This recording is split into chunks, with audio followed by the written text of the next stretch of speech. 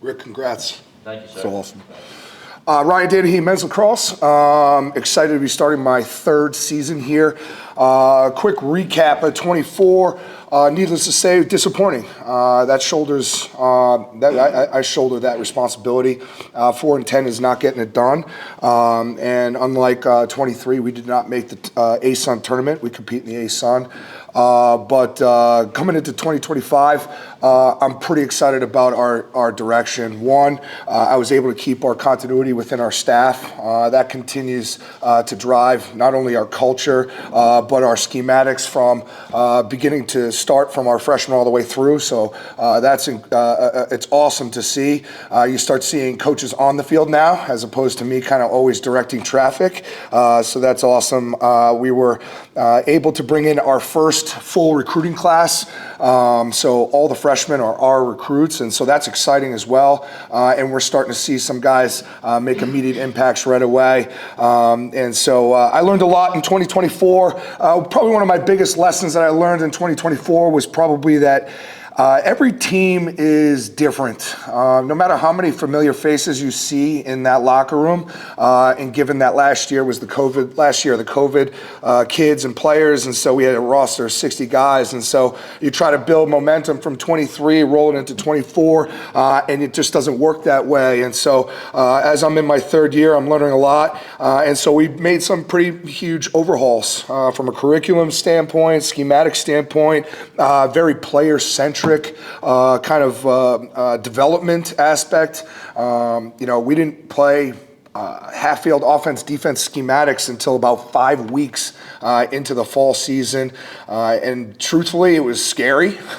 We go into it and I'm like, man, we haven't touched any schemes in 5 weeks, but the amount that we did from a player development standpoint, from focus on their mental, physical, and emotional health has proven huge for us. And so coming into this, I'm just coming off the field. We're finishing up our January preseason. As Rick mentioned, we're going into our first game this week. We've had some pretty successful scrimmages here at Five Star Stadium.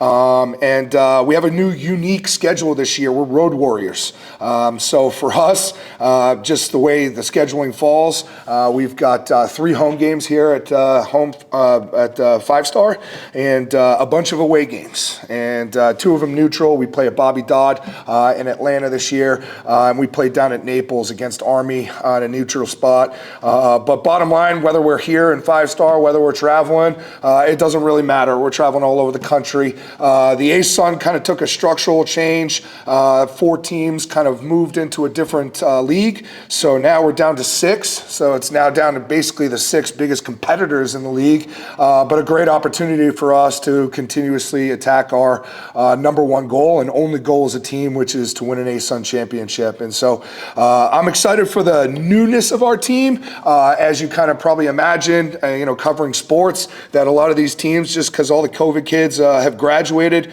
they're not necessarily young, but they're new and they're making impacts and new roles and new responsibilities. And so we've seen a maturity and a fast growth of our team, and I'm excited to get after it this week. And so I'll open it up to questions. I know you mentioned the structural changes in the ASUN this year, but what else are you noticing from some of the teams and things of that nature so far? Yeah, and just from conversations, everyone's kind of in the same boat. They got a lot of new faces, and everyone's making a lot of new role adjustments within the programs. So from us, we're seeing some freshmen play, we're seeing some, upperclassmen, juniors, seniors play. But from a league perspective, and the way we've scheduled our ARTA conference schedule, I feel like we have a diverse enough competition to prepare us well for March 29th when we open up with Queens. But our main focus right now is Hampton and what they're going to give us going up to Virginia on a 9-hour bus ride. And so I'm excited for that challenge, but also for these guys to finally get a different competition and not necessarily ones between themselves every single day in practice. It might be kind of obvious, but now having your own full recruiting class, what kind of benefits does that bring to you as a coach? The relationship side, honestly, The relationships are huge, and I'm 41 years old, and you learn new stuff all the time, and this is my 3rd year as a head coach, and building relationships from juniors, seniors in high school, you got 2 years, and so basically it's a 6-year process, sometimes 7-year process. While they might only be here for 4 years, you get that whole relationship, and you're coaching them before they even get here, and so for me to be able to coach these guys and learn more about them, so they're not just coming in here in August and I'm barking orders. I know a lot more about them. I know about their family, and I know what they can do on the field. And so we're putting these guys in positions on the field to make an impact as fast as possible. And 5, 6 of them are doing just that. And so just having, a group of 16 guys coming in that, we've developed deep relationships with, that we know what their talent and their impact will be, and we can put them right there on the field and slot them in right away. And you've coached at a lot of different levels too, pros, you've coached in college. I mean, what kind of stands out to you about this level of lacrosse in terms of just developing people, just developing relationships like you mentioned? What else stands out to you about the college game?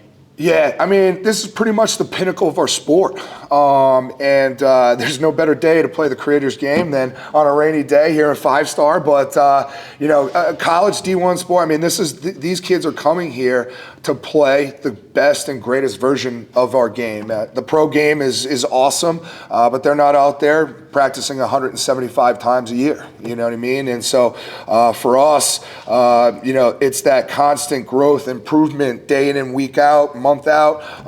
We have a 3.5-month preseason. And then we have another month when we come back in January, And so these guys, it's about keeping them healthy. It's about keeping their minds right, minds focused. We had a team meeting this morning. It was really productive. Guys opening up. They're ready to go. And so for us to be able to spend this much time to develop both the guys on the field and everything else, it's a pretty special place to be. And certainly from my perspective, being one of 70 Division I coaches, I'm humbled and blessed to be here every day. I can't believe they give me the keys to 5-star. Lacrosse, obviously not, known for being like a big sport in the South, but you guys hosted the season opener a couple times here. I mean, I feel like the program is growing in a lot of ways. What kind of benefits have you reaped from being a program in the South, and how do you market that recruiting wise? Yeah, so funny enough, everyone always asks that question, and there's a few pretty cool facts about Macon, about Southern lacrosse in general. Number one, we're in the South. It's warm. So when you got everyone up in the Northeast and it's January and you see on Instagram and it's snowing every day, this is the worst day it's been. Obviously we have, the snowball over there in the corner, but every day is nice. So number one, that's a nice pull. Two, I don't know if you guys know this either, but there's an airport in town in Macon, and it flies twice a day, direct flights to BWI. And if you know anything about lacrosse, that's a pretty big hotbed. And so when I tell a family, hey, I know you're going to go up to that trip to Rutgers, but I could get you on a flight and into my office faster than you can drive to Newark. And so for me, they don't believe me, and then I'll book their flights, and they get here, and then they're just shocked that Macon can become so close to them and their families. And to this day, every Friday before Thanksgiving, a lot of our guys are getting out, and we're all going on recruiting, and there's the entire 30 seats full of men's and women's lacrosse players going back up home for the holidays. And so it's awesome. And then look at the facilities and resources we have here. I mean, they're ridiculous. I mean, our guys, to be able to have everything at their disposal 100 feet from them, from their training room, strength conditioning, and also the people in those and running those departments are pretty special people as well. But we've got something really special here. I've been at Bucknell, Dartmouth, Penn, Michigan, and Michigan aside, when you have $500 million at your disposal. For all the rest of the schools, we're talking about these are top 15, 10 facilities and resources in Division I lacrosse. And so my biggest challenge is getting people here, but we've executed at a high level as a staff in seeking out the best talent, the hungry talent, and getting them here and experiencing it firsthand. And probably one of the worst things we hear is, wow, this place is a hidden gem. Like, I just want to hear the gem part, you know what I mean? The hidden part is the problem, but we've done a really, really great job assembling, obviously, the recruits that I just talked about that are here on campus, but we're excited about the 25 class and the 26 classes that we're building as well. You talked about a long, drawn-out preseason. How have you seen this team grow from back in August up to now to the first game? Yeah, well, when they start off in August and September, which is absolutely miserable heat, right? And so, first off, we got to get them in shape. And so we start slow. And I guess from my past experience, I always, tried to start faster. And I realized, it's like, the tortoise and the hare, right?